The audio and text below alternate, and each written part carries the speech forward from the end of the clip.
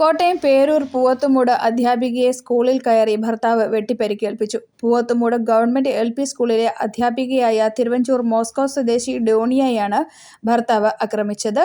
ഭർത്താവ് കൊച്ചുമോൻ സംഭവ സ്ഥലത്ത് നിന്നും ഓടി രക്ഷപ്പെട്ടു. ഇന്ന് രാവിലെ 10:30ഓടെയായിരുന്നു സംഭവം. മോസ്കോ സ്വദേശികളായ ഡോണിയയും കൊച്ചുമോനും തമ്മിൽ നേരത്തെ തന്നെ കുടുംബ പ്രശ്നങ്ങൾ പതിവായിരുന്നു. ഇരുവരും തമ്മിലുള്ള വഴക്ക് രൂക്ഷമായതോടെ ഡോണിയ നൽകിയ പരാതിയിൽ മണർകാട് പോലീസ് കൊച്ചുമോനെതിരെ കേസെടുക്കുകയും ചെയ്തിരുന്നു.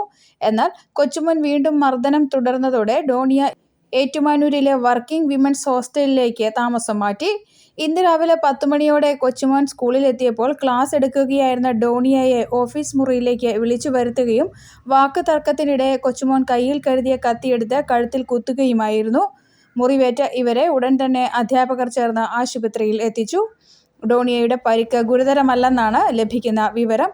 സംഭവത്തിൽ ഏറ്റുമാനൂർ പോലീസ് കേസെടുത്തു. News bureau, Kottayam.